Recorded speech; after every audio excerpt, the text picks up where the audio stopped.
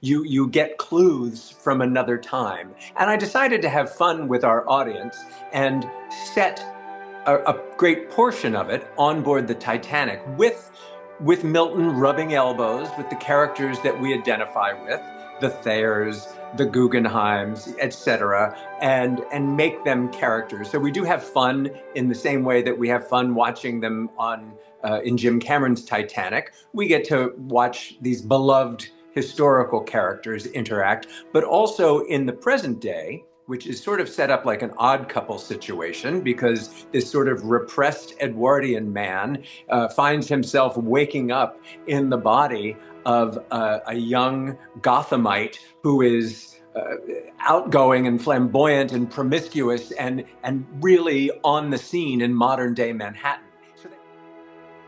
Welcome to Season 3 of Titanic Talk. Nelson Aspen and Alexandra Boyd launch once again onto the digital airwaves with some very special event episodes. Here we feature stories from the independent documentary Ship of Dreams Titanic Movie Diaries and continue to explore all aspects of the iconic ship. From James Cameron's epic, groundbreaking movie to the history and legacy of Titanic herself. Actors, historians, authors, descendants and fans come here to talk about Titanic. This is your first-class ticket to everything aboard the Ship of Dreams. Ship of Dreams Titanic Movie Diaries is distributed in the US by Freestyle Digital Media. It's now available to rent or own on Apple TV, Amazon, and many other platforms.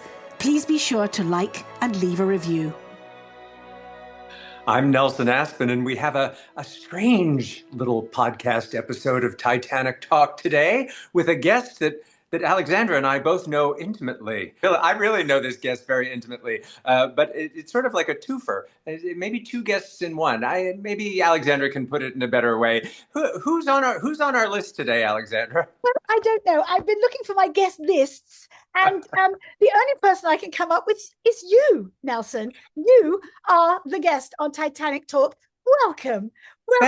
Well, thank you. Or maybe the guest is Milton Long, my long lost reincarnation. So you get two souls in one body, and yes, as we explored in your documentary Ship of Dreams, Titanic Movie Diaries, I shared with your audience my close connection from a past life per se with first-class passenger Milton Long. Fascinating connection that is so unusual and so unique and continues to ripple through your life. How can we tell the story? How can we tease the story without giving too much away? Well, you know, when people talk about reincarnation, it seems like almost always they have been reincarnated from Cleopatra or Napoleon. It's never just Joe Schmo who's walking down the street, an ordinary person with a soul that needs to go on. And as I detail in your documentary, so I won't go into specifics, because if people want the specifics, they need to either buy my new book, A Kindred Spirits, A Titanic Tale, or preferably watch Ship of Dreams Titanic Movie Diaries. But yes, my entire life, which is now up to 61 years, but for all of those decades, I have been having momentary coincidences, serendipitous moments, strange encounters, happenstances, accidents that finally, in the pre-internet age, when you actually had to go to a library and do research, led me to first-class passenger Milton Long. Now, I suppose it would be more dynamic if I had been reincarnated from Molly Brown or Captain Smith or Bruce Ismay. I think she's already got some takers out there. Yeah, there are probably 25 Molly Browns, and some of them at a Mardi Gras parade, throwing beads. If she only knew how many people she had inside her. That came out wrong, but you know what I'm saying. But yeah, so I have this connection with Milton Long, and I had been looking for an opportunity, especially after the documentary, especially after our podcast, to put it into a literary form. And a conversation with my publisher led me to agree that rather than tell my story, which already exists in your documentary, I would fictionalize it and be able to tell my story, but make it more of a mystery, make it more of a historical fantasy, I love a genre which I was heretofore unfamiliar with, but it is a very popular genre. And yes, so Kindred Spirits, a Titanic Tale, is a historical fantasy that includes time all the travel as elements. well, right? A time travel. I'm picking up on. We do vacillate between time and dimension because in many ways that's how it works. You get clues from another time. And I decided to have fun with our audience and set a great portion of it on board the Titanic with Milton rubbing elbows with the characters that we identify with, the Thayers, the Guggenheims, etc., and make them characters. So we do have fun in the same way that we have fun watching them on in Jim Cameron's Titanic. We get to watch these beloved historical characters interact, but also in the present day, which is sort of set up like an odd couple situation because this sort of repressed Edwardian man finds himself waking up in the body of a young Gothamite who is outgoing and flamboyant and promiscuous and really on the scene in modern day Manhattan.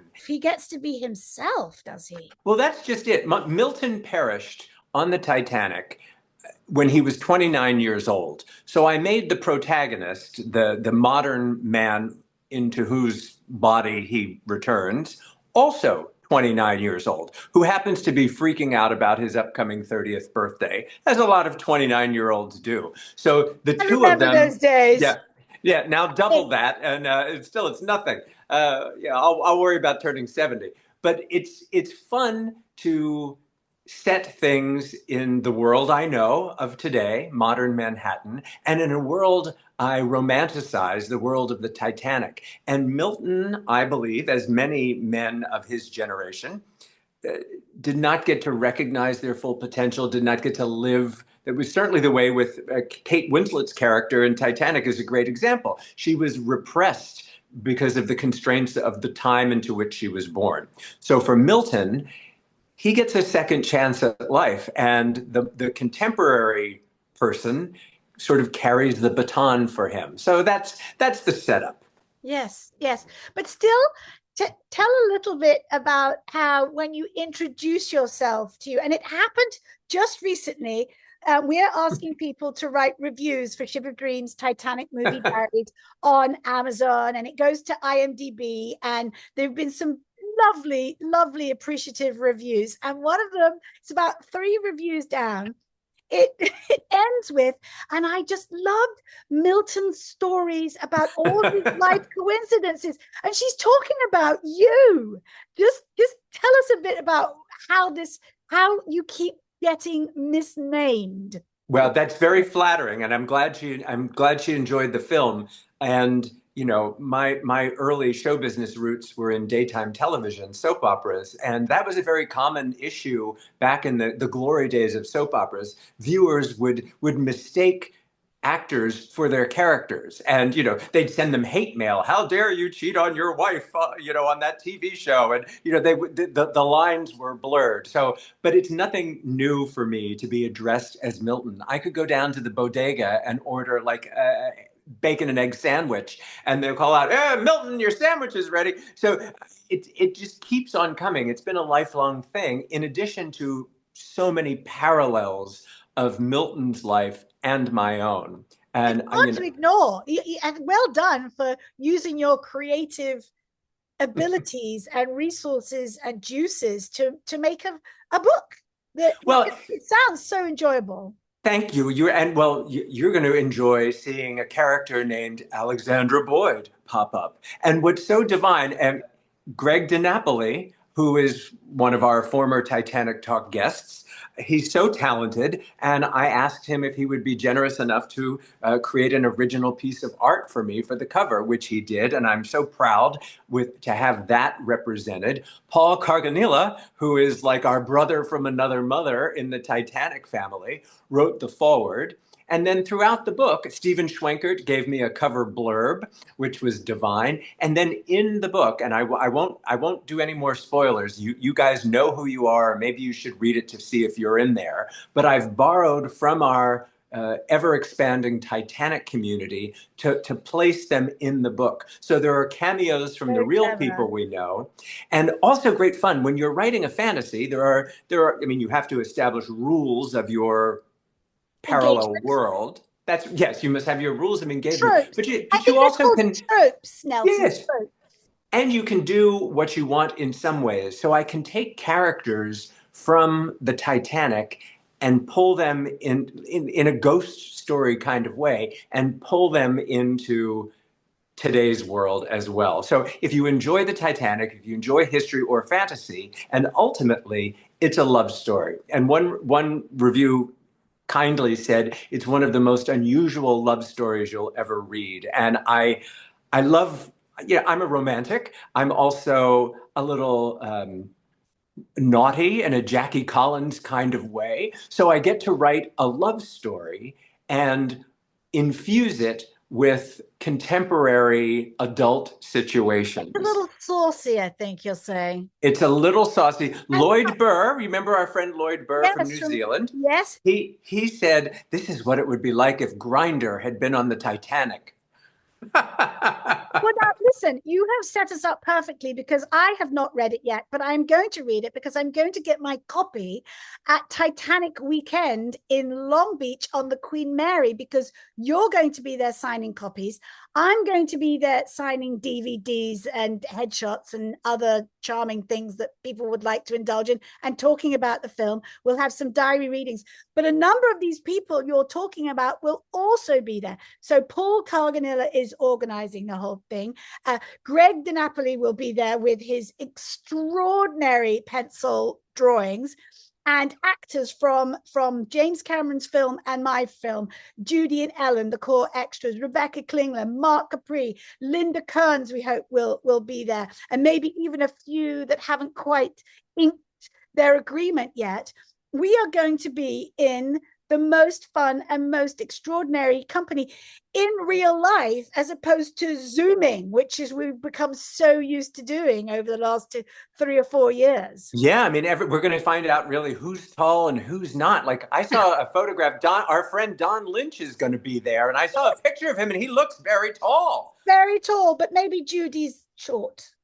It could be. It's very exciting. James Penka will be there. Yes. Just so many of our Titanic universe things. And, that's why I loved having Paul and Greg involved with the book, because, hey, if they want to sign the book too, they can sign the book. We'll all have Sharpies on us the whole time. Tell me where else you're going to be doing book signings. It's not just there. Yeah, well, we're kicking it off on the Queen Mary for Titanic Anniversary Weekend. From there, I'll go to Los Angeles. And on the actual day of the sinking anniversary, April 15th, I'll be at the Four Seasons in Los Angeles doing an event there. I've got it all on my website. It's all there for everybody's edification. Then I will be going on to Boston to the Titanic exhibition at one point, and London. And that's in May. And then the big sort of granddaddy event, a couple in New York, one in Baltimore. The granddaddy event will be in Belfast at the end of May at the Titanic Hotel, Museum, Distillery. In the drafting room. I will actually be. This is so cool. They were so generous to me to offer me to have my signing. It's called the Office Bar Number 2. There were 2 rooms in which the Titanic was designed and built. One of them is now a bar, and I really do enjoy a book signing where I can have a martini in one hand and a Sharpie in the other. So that will be the plan. And the Titanic Distillery, I'm going to get to understand all these good Irish whiskeys and spirits. Oh, spirits! They actually told me. I'm not kidding. They told me they make a brand called Kindred Spirits. So we're going to devise a Kindred Spirits cocktail for my book signing. Oh my gosh, that's just brilliant. Yep. Oh, and I'll see our good pal, Dr. Michael Martin from the Yes, Titanic also, Trail. He's yes. actually I'm gonna see him while I'm over there. And he, this is I don't want to spoil anything, but he is another character in the book, and which figures quite prominently into the intrigue, because there is an element of a mystery that our heroes must solve together. I do like that. We started off here, well, I started off 27 or 8 years ago being cast in James Cameron's Titanic, cast because of the help you gave me.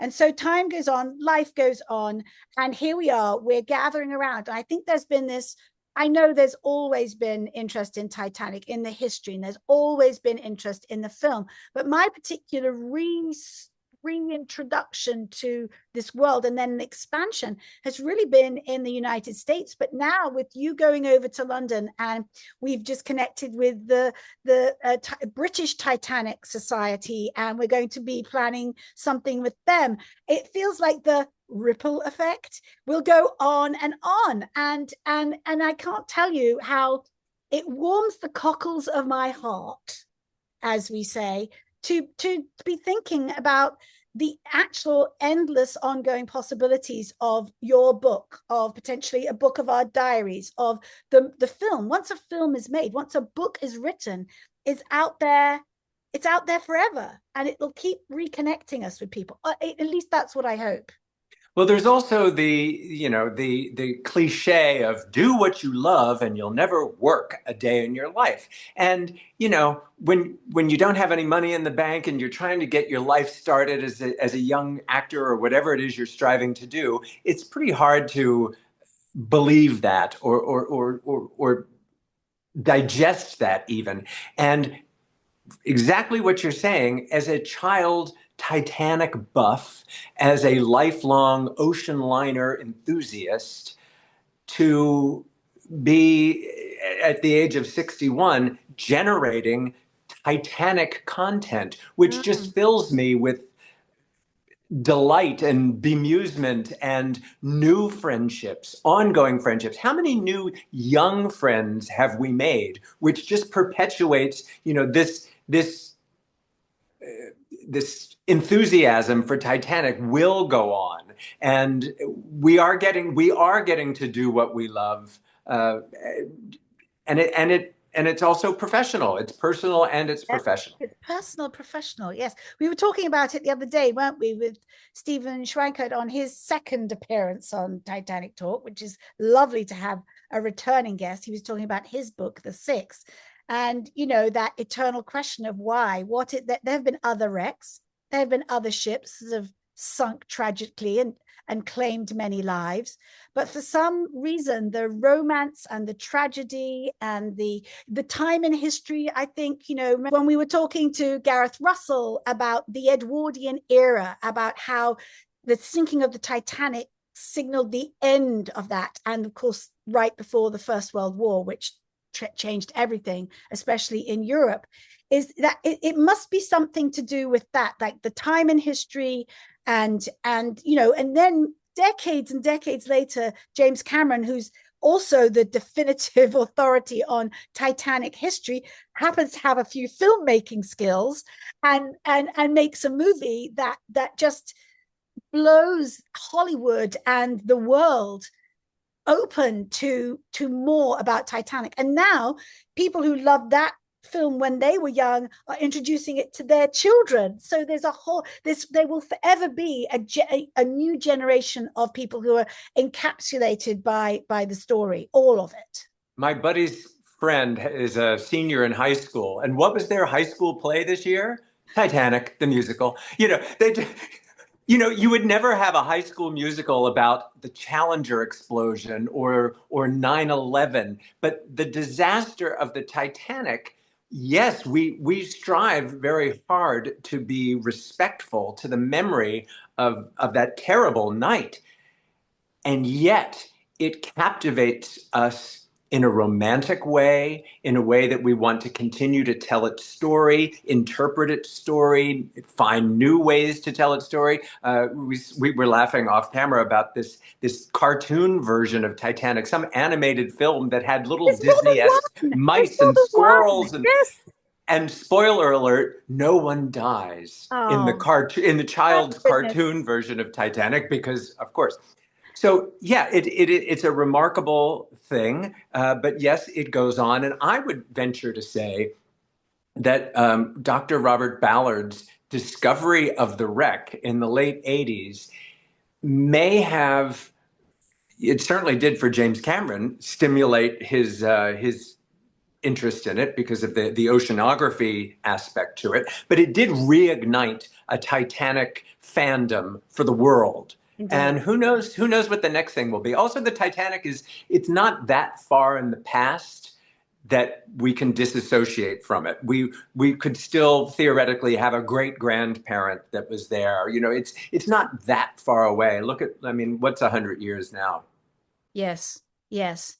Yes, I'm thinking of other disasters though, and loss of life, which potentially could have been prevented. We also haven't talked about the hubris of, this was not going to sink. This was going to make the course between the UK and New York in record time, and all that money and all of that could not save them. Your money's no use now.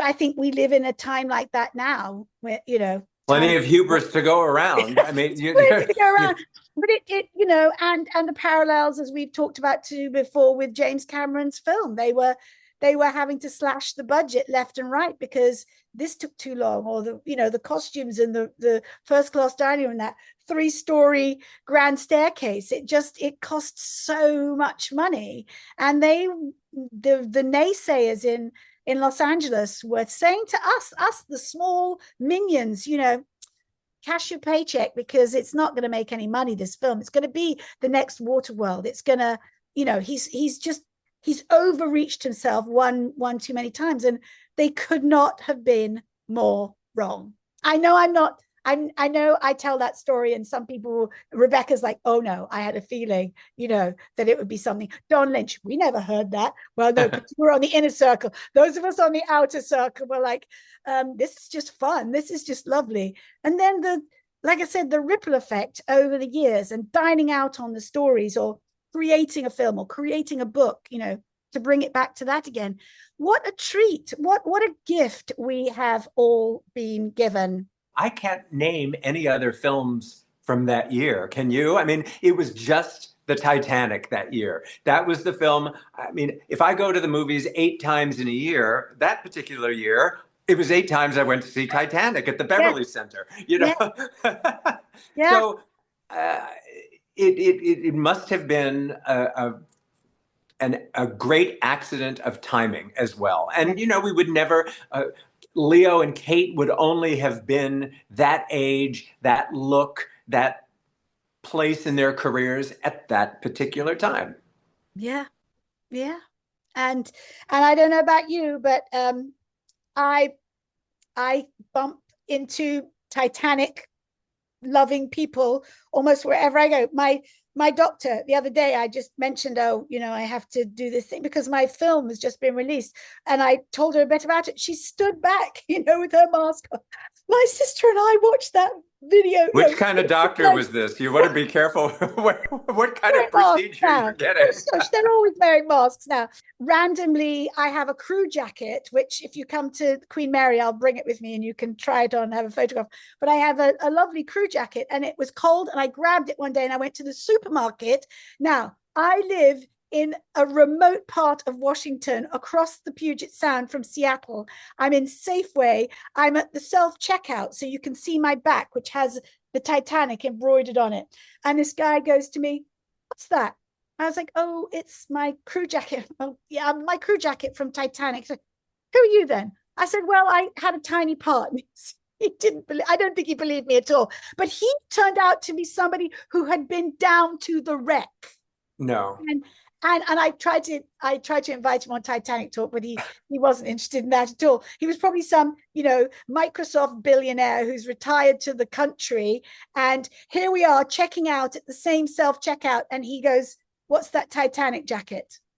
It's part of the vernacular. I was, when we say, you hear almost every day somewhere someone saying it's the tip of the iceberg. Well, that expression probably wouldn't even exist had it not been for Titanic.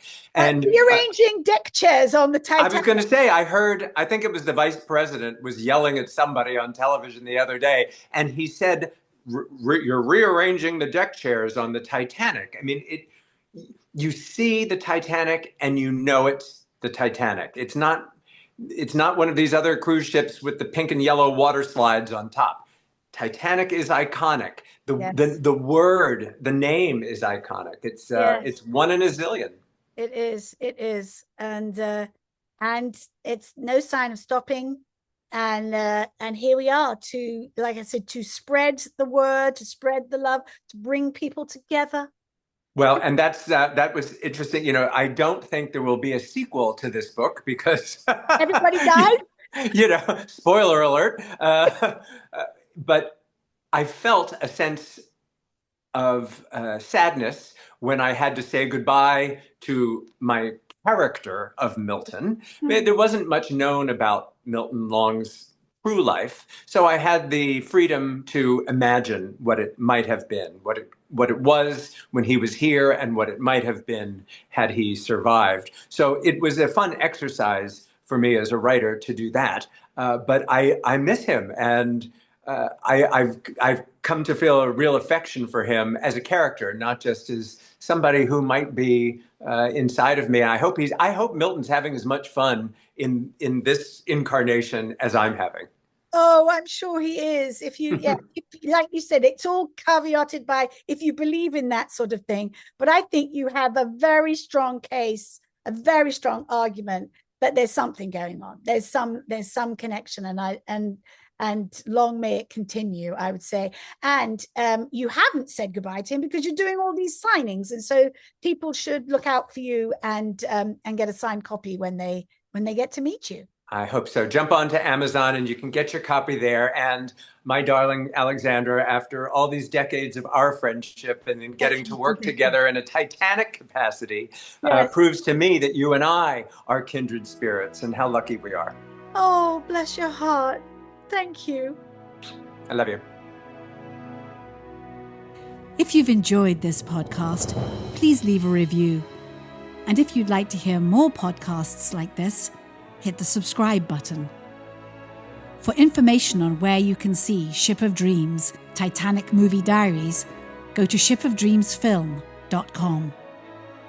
Titanic Talk is a production of Ship of Dreams Film Limited. We've launched a line of Titanic Talk merch. A cap, a mug, a tote, a t-shirt or a hoodie. You'll be sure to find a unique gift for the Titaniac in your life. Look for the link in the notes and on Instagram, or go to bit.ly/Titanic Talk Shop.